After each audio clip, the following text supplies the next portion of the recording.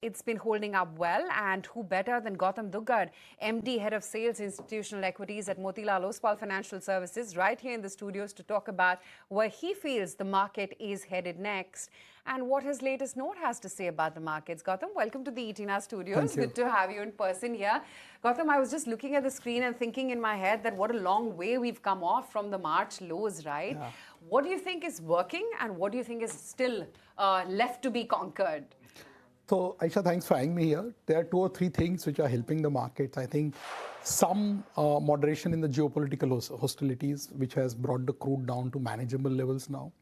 Second, I think the fatigue in the global AI trade, which had like everyone talking only about Korea and Taiwan. Wherever I have done recent global roadshows in Hong Kong, Singapore, even Europe, people were just on and on about Korea and Taiwan, and India had become like a bit of a pariah, right? So, I mean, it's good that, we are also making a comeback to an extent.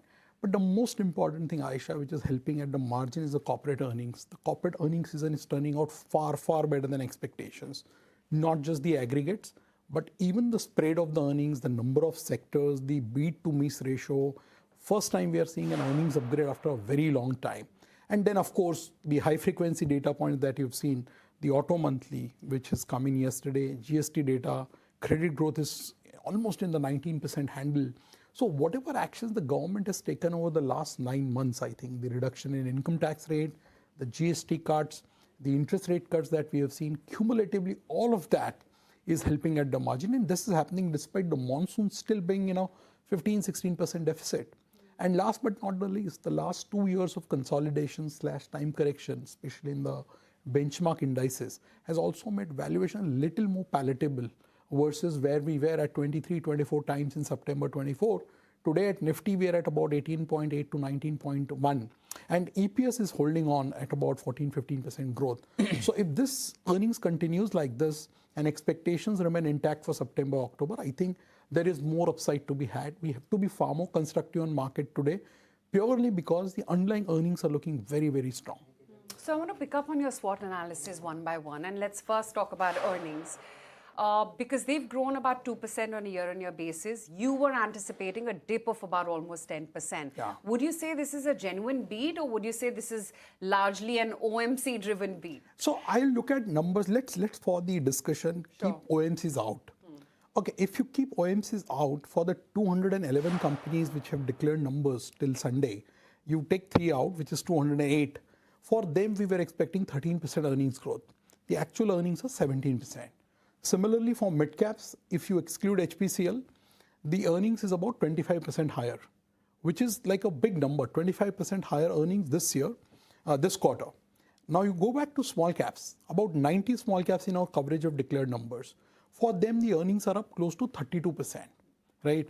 Now, this is a quarter. If you look at on an annual basis, last 2 years, Nifty has done absolutely nothing. FY24 EPS was 1,000 rupees, FY26 was 1,065. So cumulatively, you got 6% earnings growth in 2 years. And market also gave you 5% return. The March 2024 Nifty market cap was 181 lakh crore. March 26 was 192 lakh crore. So whatever earnings growth you got, the equivalent market returns you got. But in this 2-year period, for example, in FY26, if you just look at the latest year, Nifty earnings were of 5%. And that was the story that India mein earnings growth nahi hai. But if you looked at Nifty 500, earnings grew 15%. My coverage universe of 380 stocks had delivered 15% earnings growth in FY26. More importantly, within that, the mid-caps, and we cover fairly large number of mid-caps, almost 105 out of 150. So for those 105 mid-caps, the earnings growth was 24% last year. The only sour point for last 3 years was small-cap earnings, which have compounded just at about 10%. So what was 63,000 crores of earnings for small caps in our coverage for 180 companies? In FY23, it ended at 83,000 crores. So 10% CAGR on a 3-year basis. Now, on that base, next 2 years, we are expecting 30% growth. So far, the first quarter, we have not seen any earnings cut. In fact, we have seen a marginal upgrade. So for my entire coverage universe, we have seen about 1.8% earnings upgrade for FY27. That sounds like music to the ears. Second, the number of companies beating estimates and meeting expectations cumulatively are 78% of the coverage universe. So only about 22% of the earnings companies have disappointed or have missed the expectations. Number of companies where earnings have been upgraded divided by number of companies where earnings have been cut is 1.7 times. This ratio was below 1 for a very long period of time. So early signs of an earnings revival, and more importantly and hearteningly, your top line growth is in a handle of 17-18%, which is highest since December 2022. So a bit of an inflation making a comeback is also helping, because last 2 years, your nominal GDP was 8.5, 8.9%. This year, we are expecting about 13% nominal GDP growth. So 14-15% earnings growth for benchmark indices looks doable for next 2 years, but the real fun is outside Nifty. As I was chatting with Sajid. I was just going to come to that, I think the proof is in the numbers, because if you look at the March recovery, or rather recovery from the March lows, it's your mid and small caps which has outperformed. Will that play out in earnings? Or shall I say continue to play out in earnings as well? And will the Nifty earnings as well as the Nifty performance, will it continue to lag the broader markets? I think so, because look, growth is what is predominantly deciding the direction of the market and valuation, and as it should rightly decide. So like I said, last year my mid-cap earnings grew 24%. If you exclude OMC, last year earnings growth for mid-cap was 20%. This year on that 20% base, again we are expecting 19% growth. So fairly solid set of numbers. For Nifty, we are expecting a 13-14% earnings growth this year, EPS of I think 12.25. Now, within a 20% broad index earnings growth or my coverage universe earnings growth, you will always find 10, 15, 20 mid-cap ideas where growth is upwards of 30%. Similarly, small cap, whatever allocation increase you have seen in small cap portfolios in the last 2 months, it's happening because the earnings trajectory is changing now.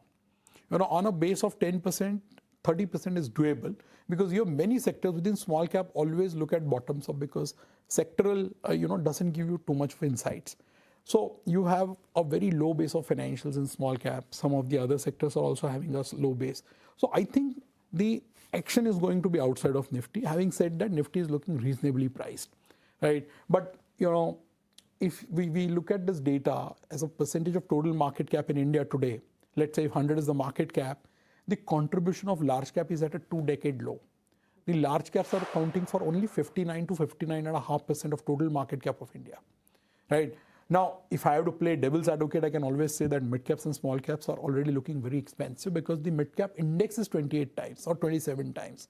And small cap is close to 23, 24 times, whereas large cap, which is Nifty, about 18.5 to 19.5. So valuations is in favor of large caps, but growth is in favor of mid and small cap. And India is a growth market. If you've seen the trajectory of companies which have delivered 20, 25% earnings growth over the years, you've seen that, this might sound like a very flippant statement, but there is no cap on PE for companies that are growing upwards of 25%. And there is no floor on PE for companies which are disappointing and growing below 10%.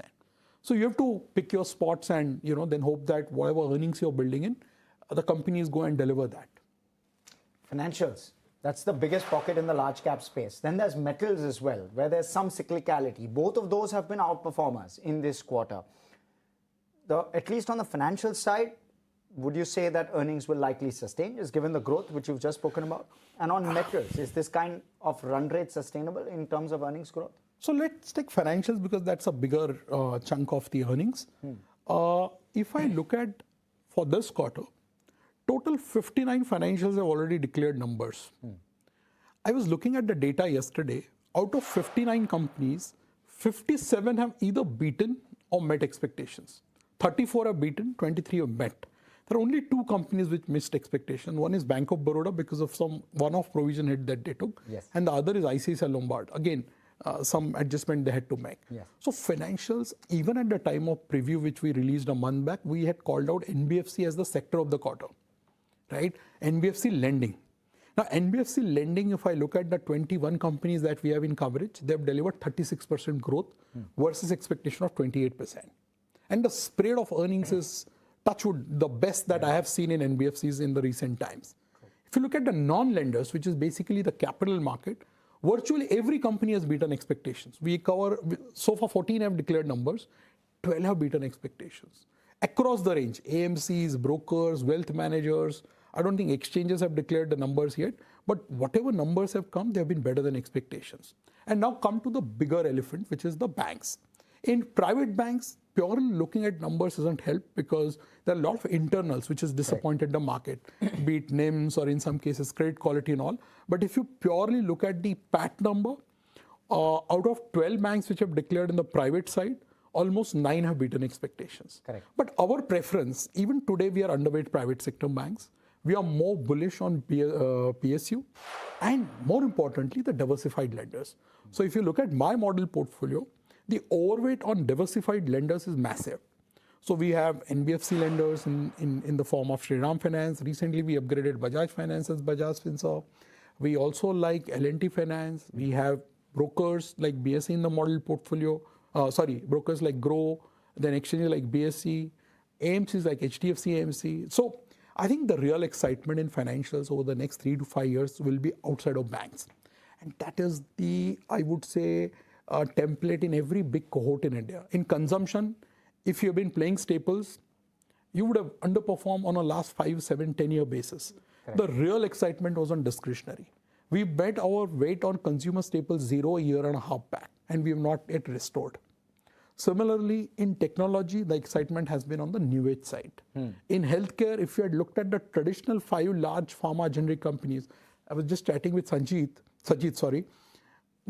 the top 5 large pharma companies of India, on a last 10-year basis, between FY16 to 26, the cumulative earnings CAGR is 7%, and the market cap CAGR is 8%.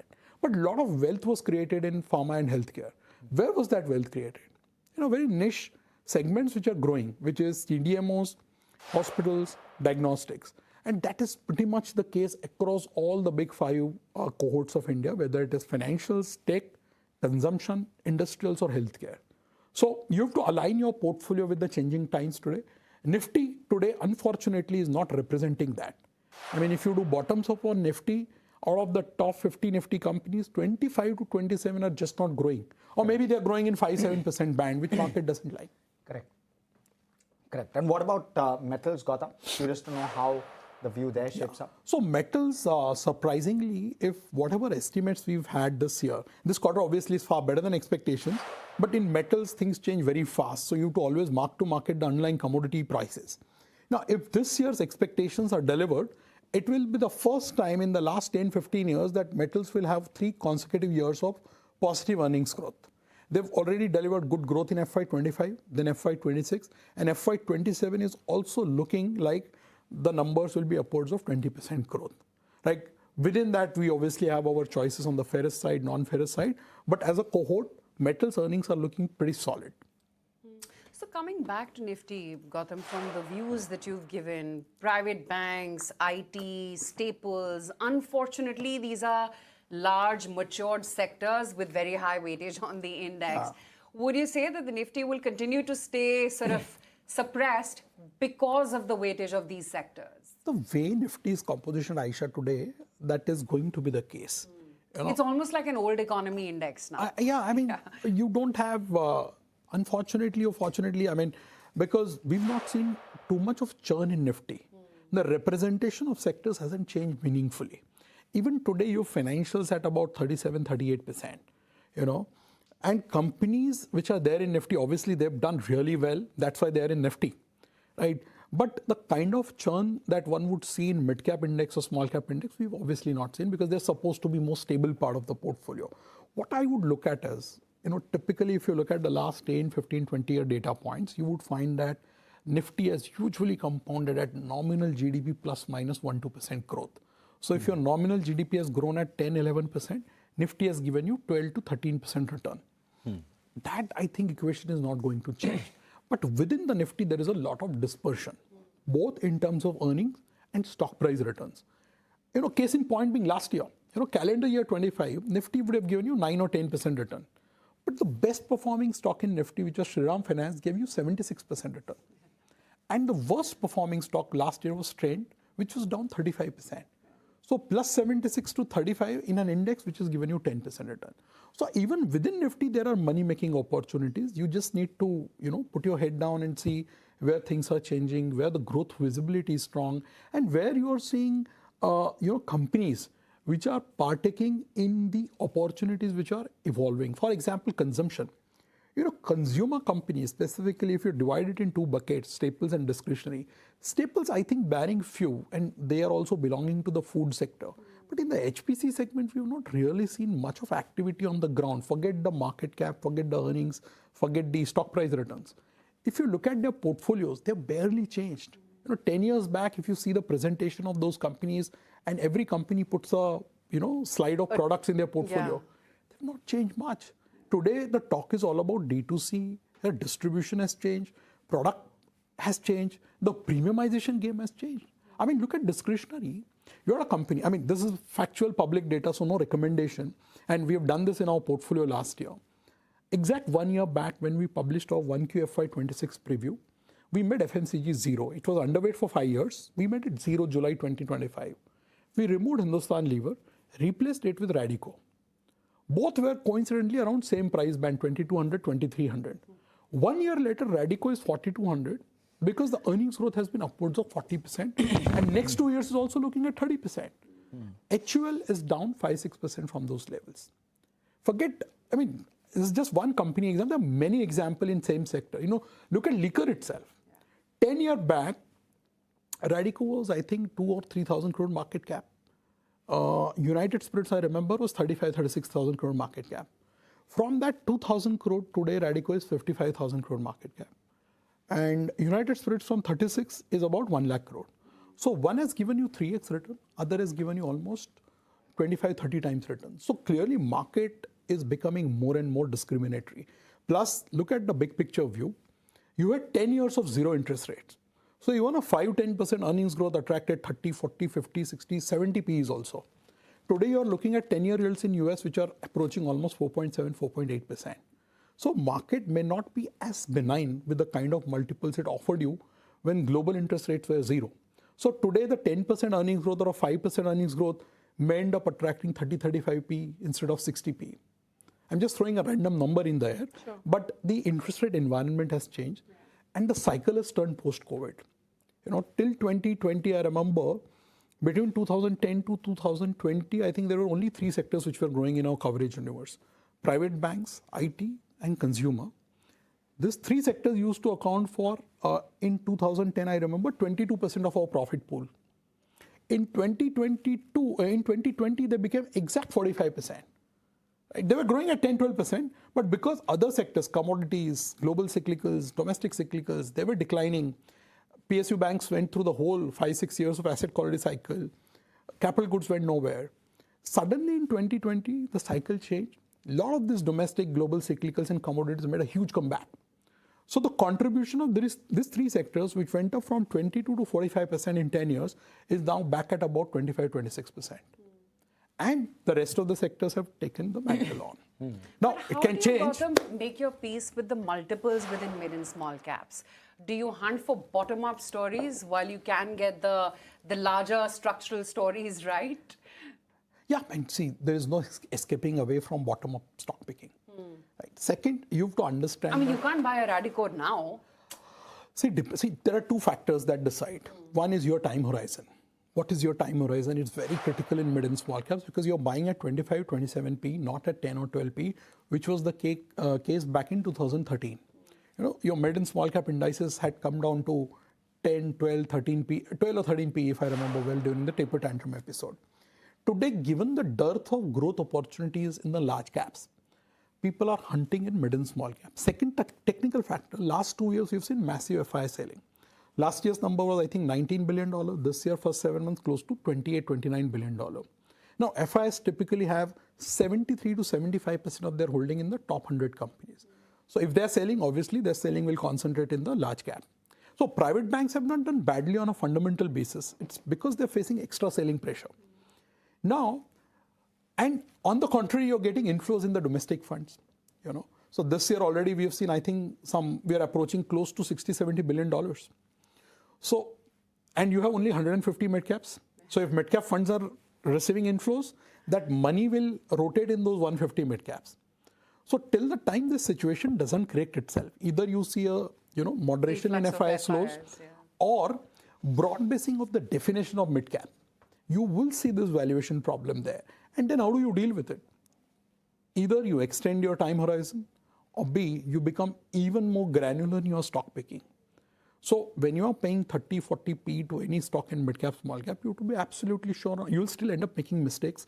But as long as you have done your homework, as long as you have done your bottom-up stock picking, met the management, done your channel checks and whatever, then you leave it to the destiny. But bottoms up is what I think will define the next 1 to 2 years, given the way earnings are positioned right now. Very less opportunities bottom up now within mid-cap. No, I won't say that. I would think that there are enough and more opportunities to be had across sectors. It's just that from a short-term point of view, if one is getting into mid-cap, small caps now to make a quick buck, he or she will be disappointed on a 3 to 6 months basis.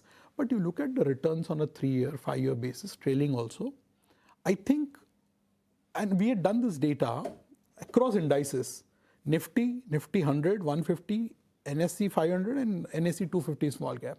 So beautiful data on a 3, 5, 7-year basis. You just plot the earnings for all these 5 indices and you plot their stock price return or index return. They by and large converge, barring for one time period for one index. So market has been extremely fair in rewarding companies where earnings are coming and equally brutal in punishing companies where earnings have been disappointing. But in terms of sectors, Gautam, just to kind of close this, wrap this conversation, you've given us great filters, right? Sub 10% growth versus 20% plus growth and the like. Are there sectors, more top down, where this could likely be a trend which could play out maybe next 12 to 24 months, where growth will likely come in and multiples aren't as inflated or the opportunity size is very large? So clearly, I think select pockets in auto. Right? Like we've had a preference for M&M and TVS for last 4 years now. We've removed Maruti from our model portfolio back in July 2022. We've not added it yet. Okay. Because the growth differential is massive. You go to consumer discretionary, there are sub-segments, jewelry, hotels, aviation. You can have your, and nowadays a lot of this new age companies which we've added in the portfolio, Lenskart, Misho, Grow, right? Then you go to capital markets, NBFC that we just discussed. Even in industrials, if you're sticking around with the old benchmark names, possibility of beating market is slightly low. But if you had been fortunate enough to invest in power transformers, defense at the right time, I'm not recommending them now, but if you had them in the portfolio, you would have still outperformed. Healthcare we discussed. So in every pockets, in every cohort, there are sub-segments of opportunities where growth is going to be very strong. And market will be tolerant of those high PE multiples as long as that growth keeps coming. You look at Divi's Laboratories, it's not a cheap stock by any stretch of imagination. 75 times earnings. Yeah. But the last 2 months, 79 as we speak. Yeah. last 3-4 months, earnings have come through. We've upgraded earnings today again by 11%. So, I mean, market is giving you a very strong message and signal. It is for the investor to, assimilate that. Yeah. Okay, Gautam, great having you in the studios. Pleasure. Could go on chatting. We should plan a longer chat for sure next time.